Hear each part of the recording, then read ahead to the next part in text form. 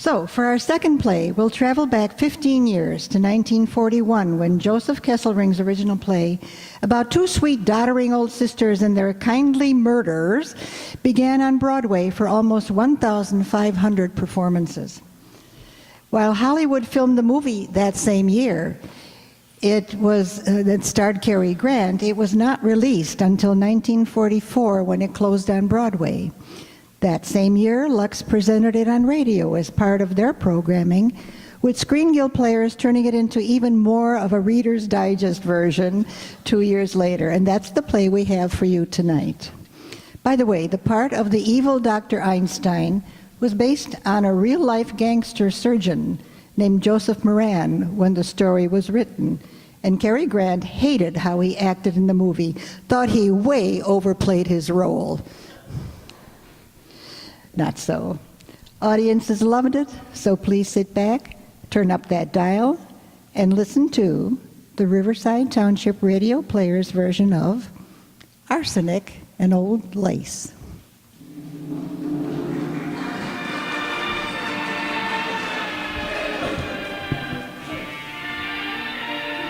Tonight, Lady Esther has the pleasure of bringing you one of the famous hits of our generation, Joseph Kesselring's Arsenic and Old Lace, originally produced on Broadway by Russell Crouse and Howard Lindsay.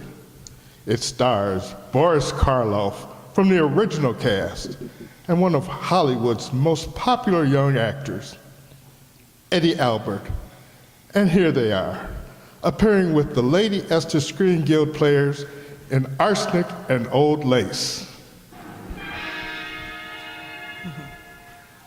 You can ask anybody in that section of Brooklyn, and they will all tell you the very same thing. The neighbors, the minister, Dr. Harper, even O'Hara the cop on the beat. You mean those two old Brewster sisters? While there ain't never two sweeter old ladies in the world.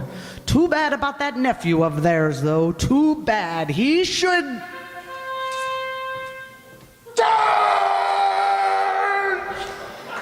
Follow me, men, up San Juan Hill and after Teddy Roosevelt. See what I mean? But the Brewster sisters have another nephew, Mortimer. He's a dramatic critic on the New York paper, and he's always considered himself quite sane until tonight. Aunt Abby, Aunt Martha, I have news for you. I'm going to marry Elaine Harper. Oh, Mortimer, how nice, our minister's daughter. Really, Mortimer, we ought to celebrate. Oh, not tonight, darlings. I've got to pick up Elaine and get back to town. I have to cover a play tonight. Well, I do hope it's something you like for once. What's the name of it, dear? Murder Will Out. I bet I can write the review without even seeing it. I always said you were talented, dear. Oh, same old tripe. When the curtain goes up, first thing you see is a dead body. Well, maybe you won't actually see it. It'll be hidden somewhere, like in this window seat. Then someone will come on, walk in sort of casually, lift up the cover of the window seat like this. Oh! What, Mortimer, dear? What's the matter? Aunt Abby, Aunt Martha, there's a dead man in there.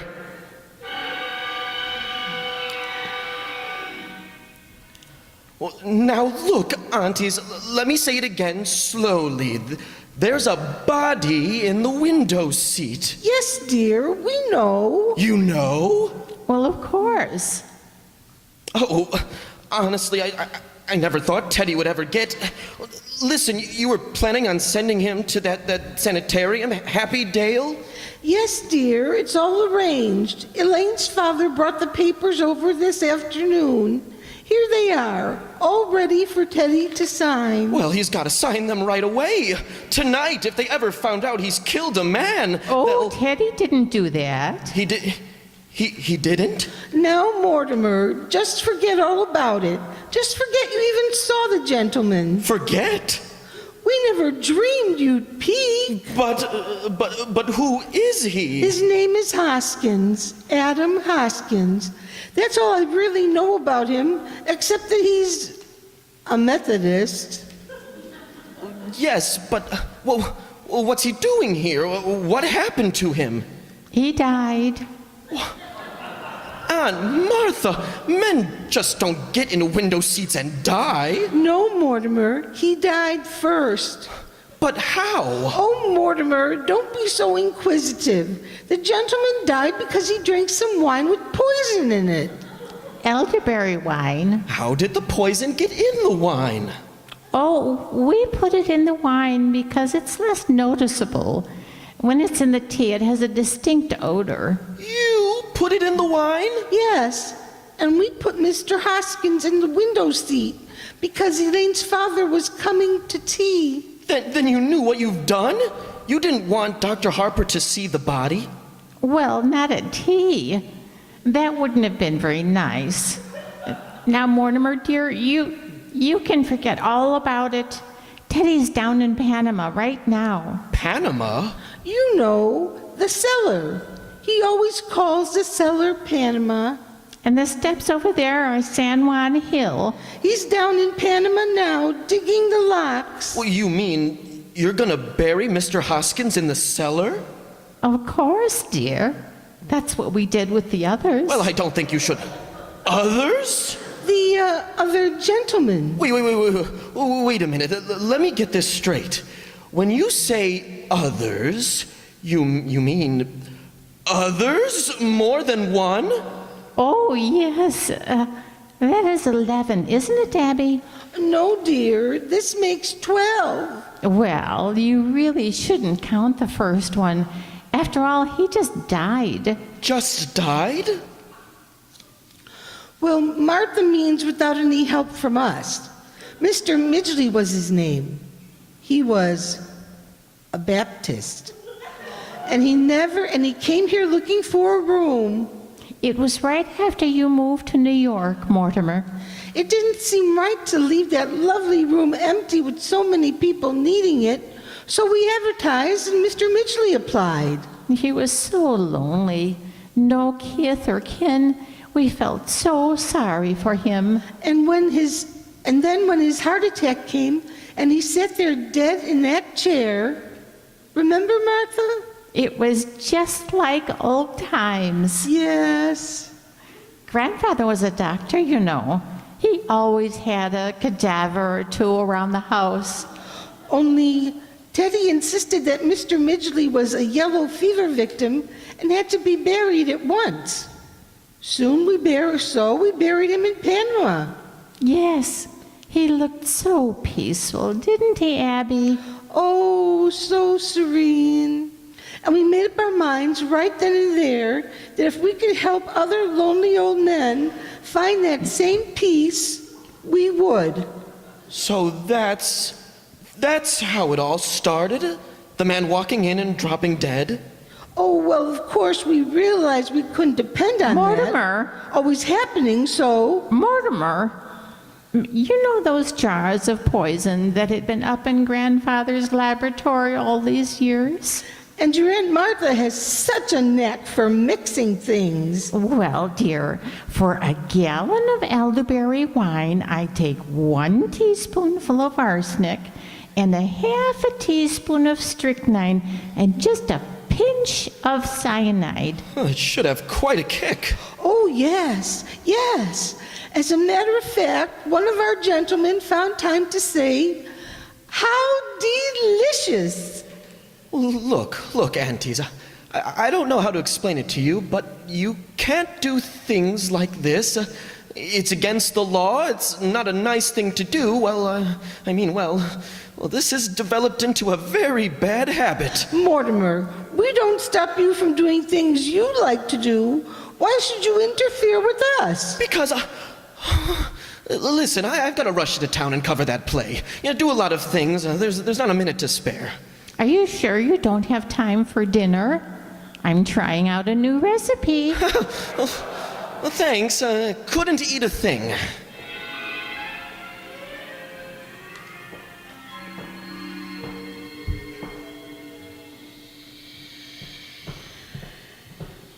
This is it, Doctor. Yes, I remember this door. Even when I was a child, it always sounded like inner sanctum. Come in. Johnny, it's dark in here. That means the family still lives here. The Brewsters were always sparing with lights. Is that so? Hey, who turned on the lights? I did. Who are you?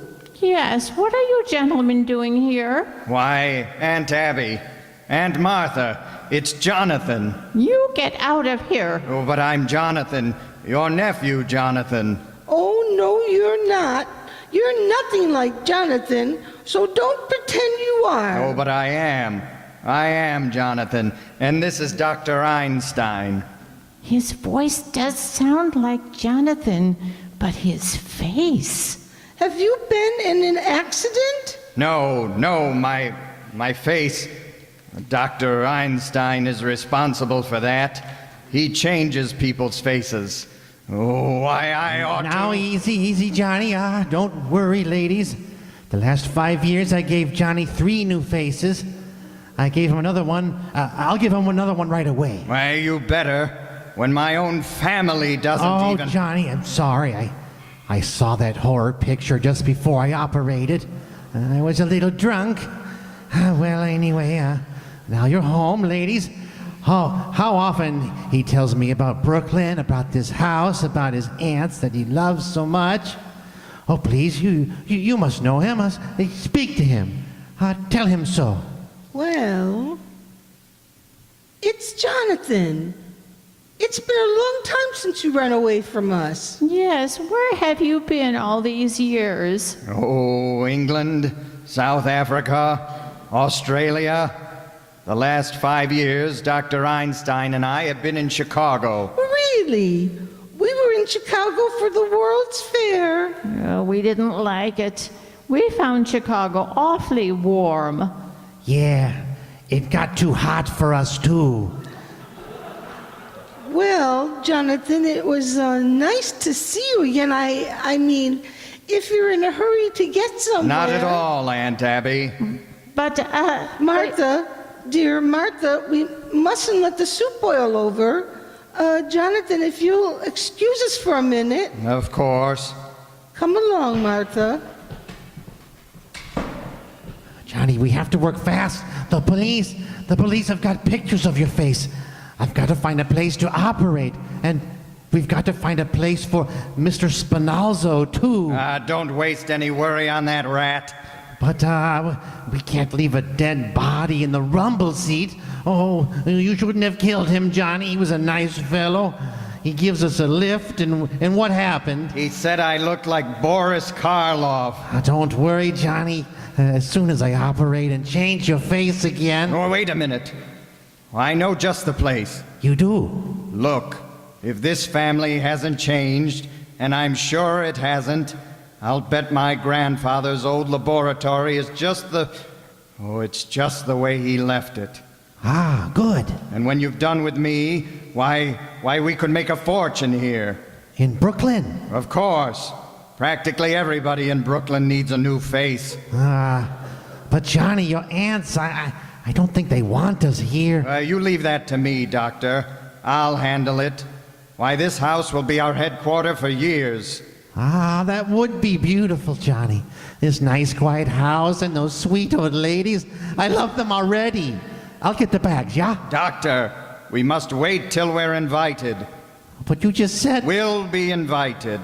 And if they say no? Doctor, 2 helpless old women? Sit down and make yourself comfortable. It's like comes true, a beautiful dream. It's so nice and peaceful here. That's what makes this house so perfect for us. It's so peaceful. Charge! You're in charge! What in the world? What is that? What Why, I must say, my dear aunts, it was very kind of you to invite myself and the doctor for dinner. We didn't invite you, Jonathan. You invited yourselves. Well, it just shows you I feel at home already. Well, I'm sure I'm going to like it here. Like it here?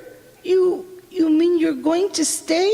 Oh, haven't I told you? Now, Jonathan, you needn't think you're going to do it. Abby, the dinner dishes.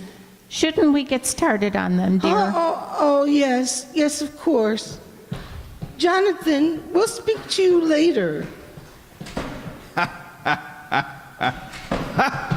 Johnny, just now that Teddy takes me down the cellar, and what do you think I found? What? The Panama Canal. Panama Canal? Ah, listen. He digs a hole down there, just the right size for Mr. Spinazzo. Hey, that's an idea. Oh, what a joke on my aunts to bury a body in their cellar. But how are we going to get him in? Get him in through those French windows. We can hide him in the window seat. Window seat? Why, it's perfect for a corpse. Why, when I was a youngster, I used to hide there myself. Well, and then later on, when my aunts have gone to bed, we'll take him down and bury him. But suppose they come in here and find us. My dear doctor, you don't understand. My aunts are doing the dinner dishes. They'll be in the kitchen for quite some time. Oh, they will? Yes, they've always kept a very neat home. Shall we go?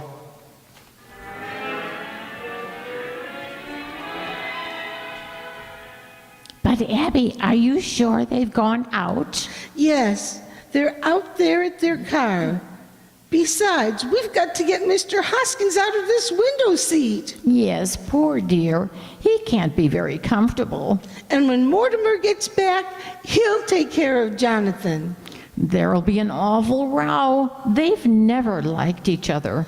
Martha, I will not invite Jonathan to Mr. Hoskins' services. Abby, dear, we better hurry. Yes. Let's see if Teddy's still in the cellar. Teddy, are you down there in Panama? Who dares call the president by his first name? Mr. President, we've got another gentleman. Is he dead? A yellow fever victim, Teddy. I'm afraid you'll have to hurry.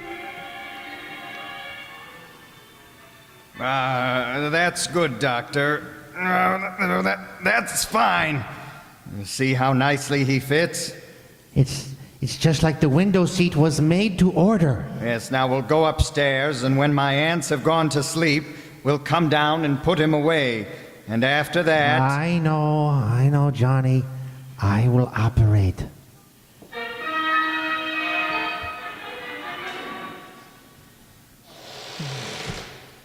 Well, everything seems quiet enough. They must be sleeping, I guess. Might as well have a little light down here. There, that's better. Now let me see. First, I've got to get Hoskins out of the window seat. It's not very pleasant, but it's got to be done. Come on, old man. I'm sorry to disturb your... Mortimer! Darling, you're back just in time for the services. Aunt Abby, Aunt Martha, there's another body in the window seat. Now, who can that be? Why, it's a stranger. My goodness, how did he get in there? Now, wait a minute, you two. You can't get out of this. That's another one of your gentlemen. Mortimer, how can you say such a thing? That man's an imposter. Oh, but you admitted. Well, you admitted you put Mr. Hoskins in the window seat. Well, yes, I did, but Well, this man couldn't have just got the idea from Mr. Hoskins. By the way, where is Mr. Hoskins? Teddy took him down to Panama. Yes, he's waiting down there for the services. Abby, dear, we've always wanted to hold a double funeral. No, Martha, I will not read services over a total stranger. Stranger? Aunt Abby, there are 12 men buried down in the cellar. You admit you poisoned them. Now you're telling me this one is a stranger? Well, of course. Darling, you don't think I'd stoop to telling a fib? Oh.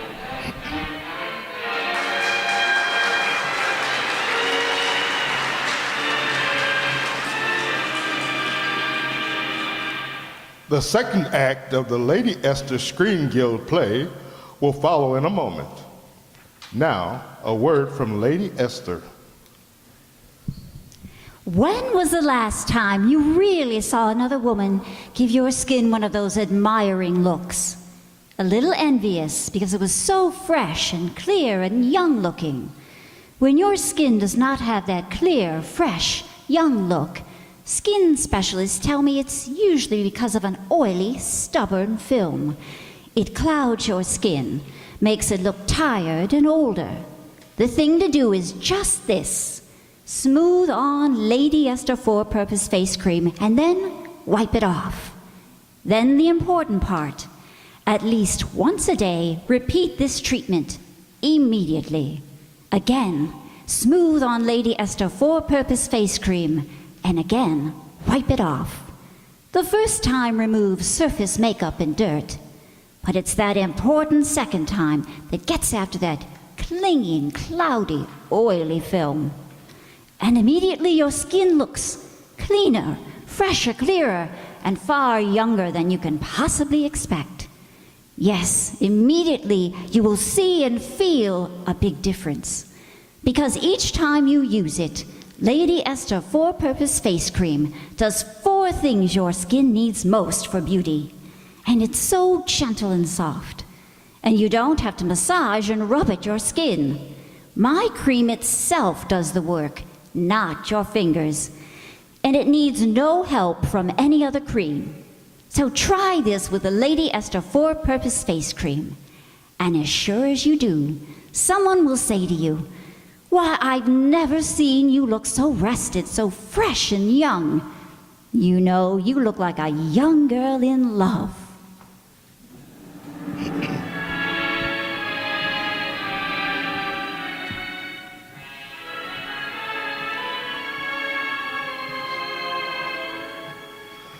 And now, Lady Esther presents the second act of Arsenic and Old Lace, starring Eddie Albert and Boris Karloff, with Werner Felton and Jane Morgan.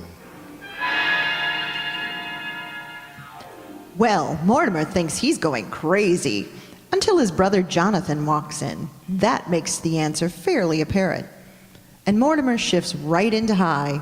He tells him he's going to call the police and show them the very dead Mr. Spinazzo. And it looks like his bluff is going to work when Dr. Einstein comes rushing in. Johnny! Johnny! Come along, Dr. Einstein. It seems that we are leaving. No, Johnny. Wait. Just now that Teddy takes me down to Panama again. And guess what? What? Johnny was saved. We've got an ace in the hole.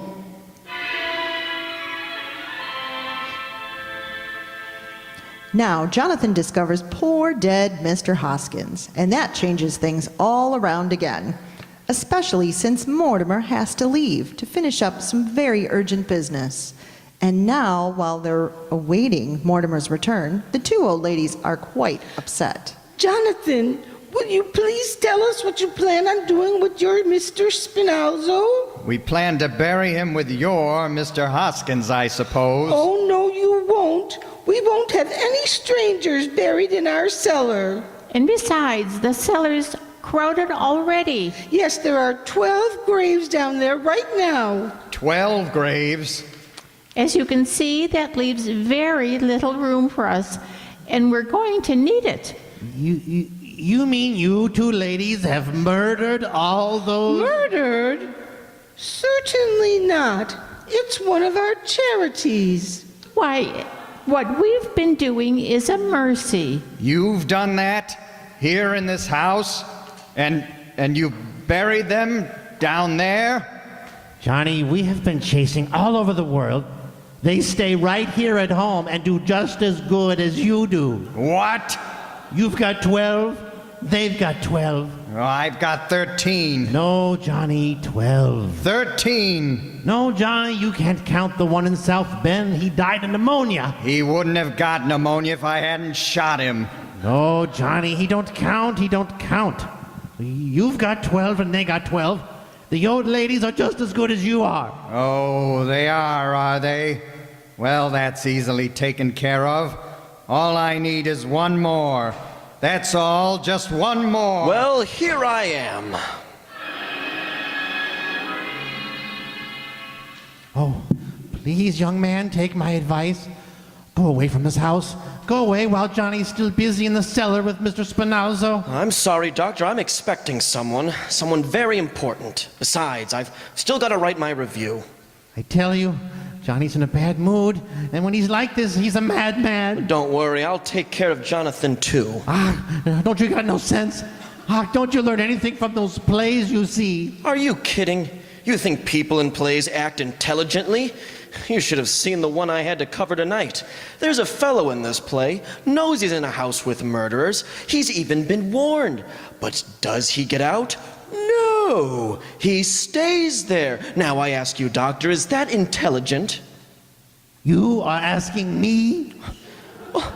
He didn't even have sense enough to be on guard. For instance, the murderer invites him to sit down.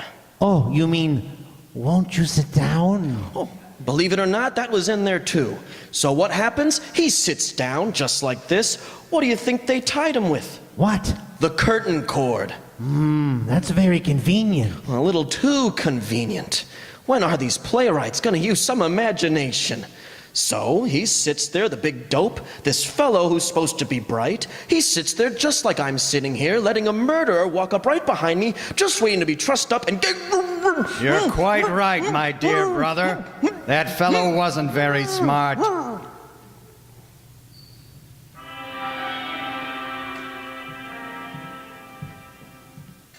Well, he seems to be gagged and tied quite well. All right, Doctor, we go to work. Please, Johnny, first I need a drink. There's some wine over there. Oh, yes, the elderberry wine. By all means. I pour you one too. I need this. Please, Doctor, your manners. Not without a toast to dear dead brother.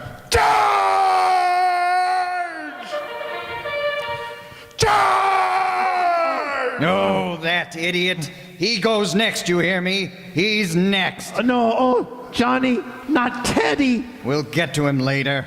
Come on, we've got to work fast. Hey, what's this? It's the cops. Listen, that Teddy's got to stop blowing that horn. We promised the All right, neighbors. officer, we'll speak to him. I'd better talk to him myself. Where's the light? That's better. I will go up to his room and...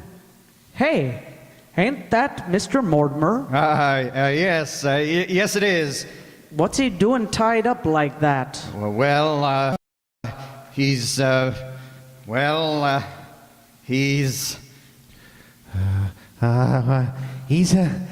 He's explaining the play he saw last night. Yeah, that's what happened to the fellow in the play. No kidding. Well, I wouldn't want to interfere. Hey, O'Hara. Oh, hey, Brophy, how's the prowl car business? It got kind of warm, Lieutenant Stevenson. Did you get out on the radio? Yeah, and he said he got so many complaints from the neighbors, you'd think they dropped an atom bomb on Flatbush Avenue. He says, we gotta take Teddy and, hey, what's that guy trussed up like that for? Oh, that's Mr. Mortimer. He's playing. Well, get him untied. He looks like he's choking. Oh, sure. Won't take but a second. Officer, perhaps you better let me... Hey, who is this guy? That's my brother. And you better stick around because he... Don't listen to him, officer. He's dangerous. Huh? That's why we had to tie him up. He's the lowest kind of person in the whole world. A drama critic? My two aunts. You think they're sweet, charming old ladies, do you? Well, there are 13 bodies buried in their cellar. Listen, you better be careful what you say about your aunts. They happen to be friends of ours. Hey, Brophy, can you imagine with a puss like his? Why, he looks like Boris Karloff. Oh, why you? Wait a minute, Leo. Wait a minute. Lay off. Lay off.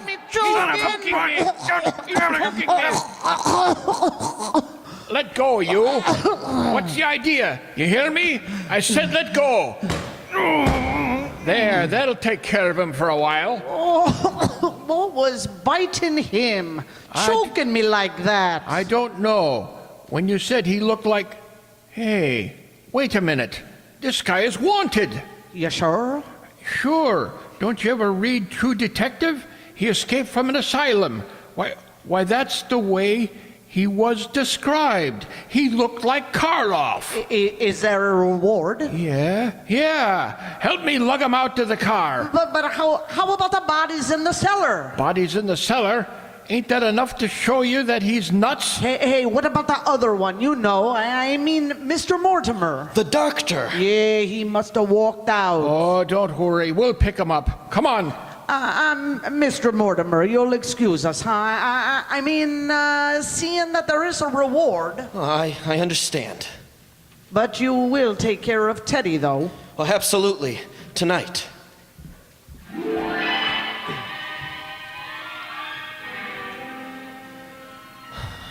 Well, Aunt Martha, Aunt Abby, I know it's very late, but you see, Mr. Witherspoon came all the way over here. He's the superintendent of Happydale, you know. He is?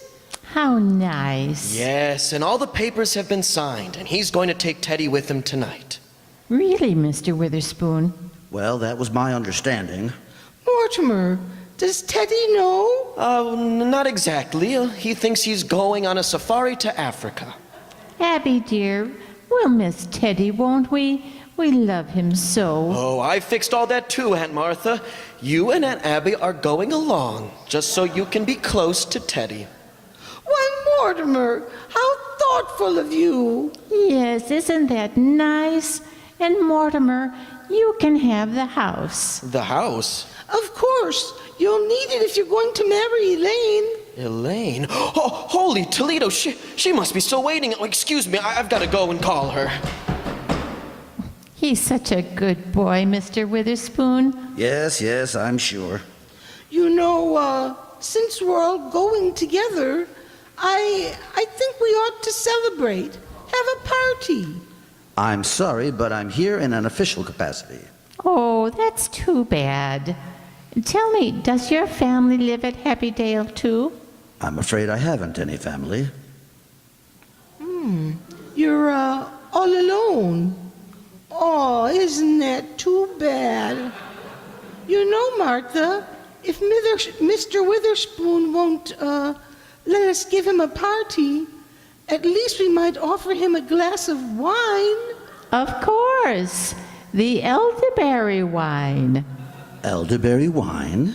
We make it ourselves. Well, of course, at Happydale, our relationship will be much more formal. But here... Oh, we're very informal. Yes. Go ahead, Martha. Pour him a glass.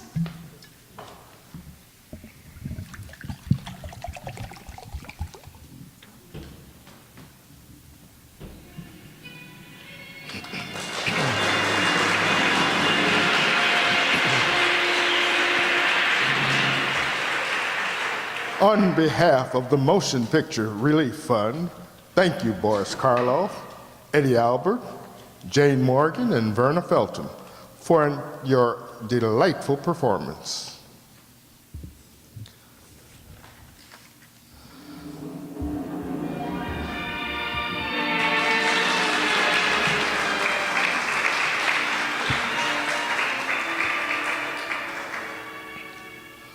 We hope you enjoyed tonight's Riverside Township Radio Players adaptation of Arsenic and Old Lace. Starring as that same nephew Mortimer was sane John Byhan.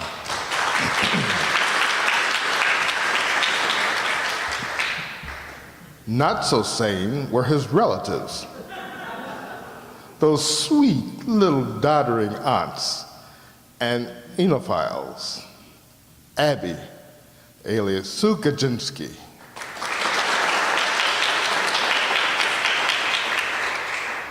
And Martha, as played by Kathy Juarez.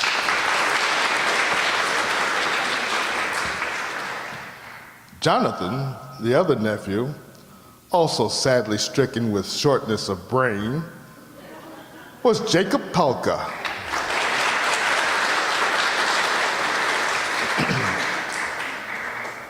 With Dr. Einstein badly misusing Botox, being played by Marty McNulty.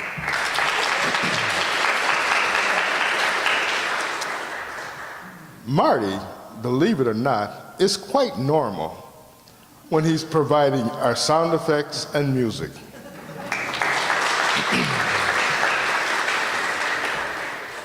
When murder is discovered, one always must have cops around, and those were played by Alison O'Byhan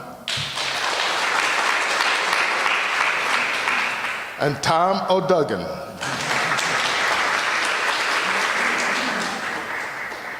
The poor, unsuspecting, soon-to-be ex, Mr. Witherspoon, was Raphael Nieves.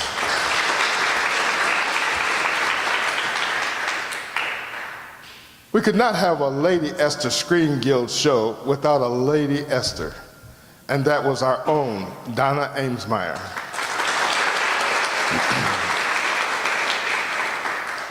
Narrating tonight was Amy Nieves. And please, let's not forget the man who was our 26th president, Theodore Roosevelt. That was I. This is your announcer, Andre Dixon speaking.